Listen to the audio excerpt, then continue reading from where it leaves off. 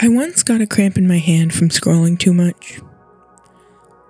The worst part is, my first thought wasn't to stretch my fingers or put my phone down, or even just think that something might be wrong. It was to grab my phone with my other hand and look up hand cramp while using your phone. That's when I realized I had a problem. Not because of the hand cramp itself, but because of how automatic my response was. The pain didn't interrupt the habit, it just rerouted it. This video isn't about nostalgia. It's not about wanting to go back to some imagined simpler time. It's about how I almost lost my ability to focus, to be present, to enjoy things fully, and how somehow CDs and DVDs helped me come back from that. Scrolling day in and day out, hours of screen time adding up without me really noticing. Blankly staring at videos I wouldn't remember an hour later. Time I could have spent outside. Time I could have spent moving my body, or talking to my family, or just being bored long enough for my brain to rest. So much time lost. Time I can't get back. It's embarrassing, really. Not in a dramatic way, just in a quiet, uncomfortable, how did I let this happen kind of way. This all really started after I graduated college and moved back home. I moved into my brother's old room, which he had very generously decided to not clean out, so that was now my job. Box after box of stuff I hadn't seen in years, old clothes, cables, hobbies that haven't been done since 2009. That's when I found them. Not one, but 2 PlayStation 2s. Why he had 2, I still don't know. I told him that anything I wanted I was keeping. He didn't care, and he left behind a TV. So all of a sudden, I was set. I actually had never played on a PlayStation 2 before. When I was little, I tripped over the controller cord and knocked it over. My brothers never forgave me. So naturally, I had to start with Sly Cooper. The next few weeks were filled with sneaking around cartoon cities, clumsily trying to platform.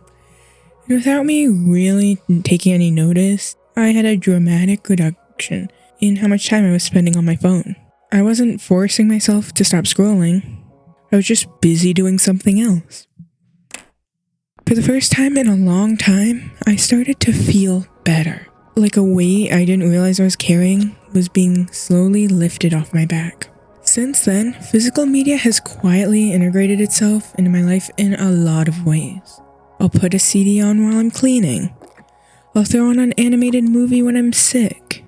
I'll listen to an audiobook while doing crafts, or doing something with my hands. There's something about the act itself. Opening a case, slipping a disc into the player, pressing play. It's all become almost synonymous with slowing down for me. In the beginning though, that wasn't easy. One of the hardest parts was actually putting my phone down and paying attention to what I was watching. Which is embarrassing, but also honest. I would start a movie and feel the urge to check my phone 10 minutes in, sometimes less. But over time, something changed. Slowly, almost unnoticeably. I began to regain my ability to focus on stuff. I'm not perfect now, not even close.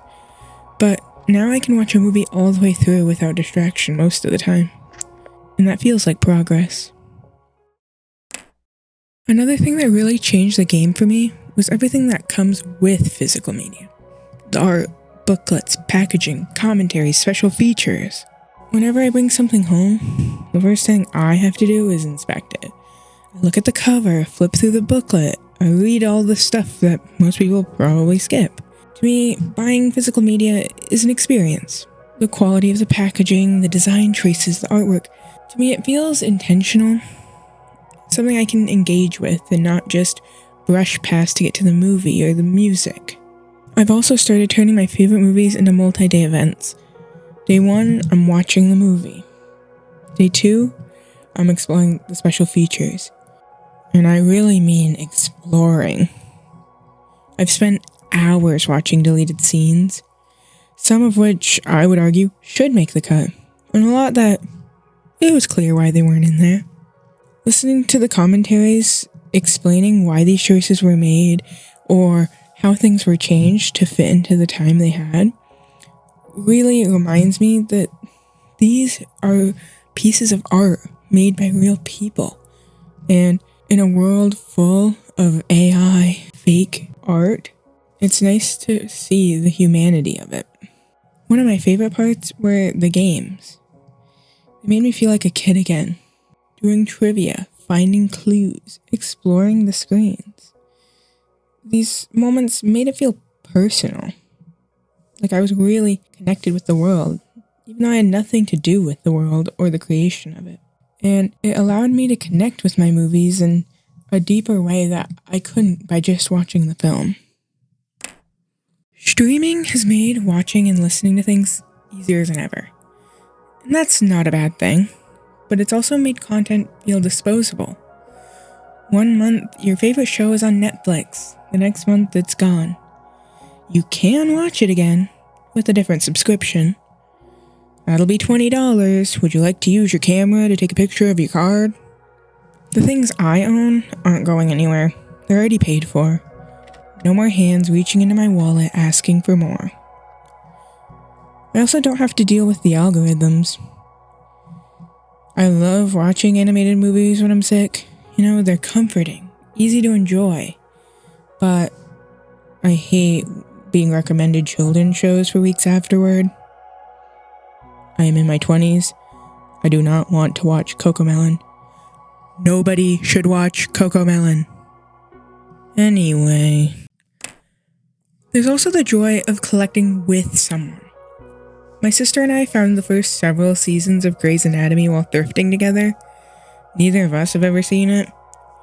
It's a wild show, for sure. But now we have this shared thing. It's a slow, ongoing experience that we've kind of built together.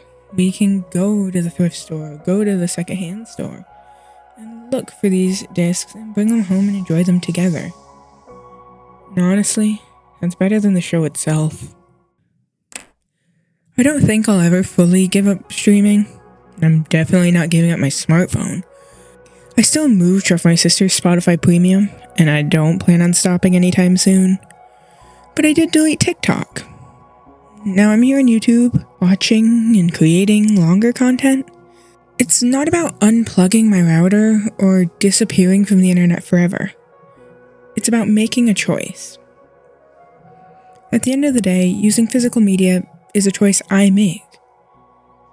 It's a choice that helped me regain my ability to focus, to critically engage with what I watch and listen to re-watch things instead of constantly searching for the next distraction. When you only have so many options, you start to appreciate them more. I get invested. I'm actively present.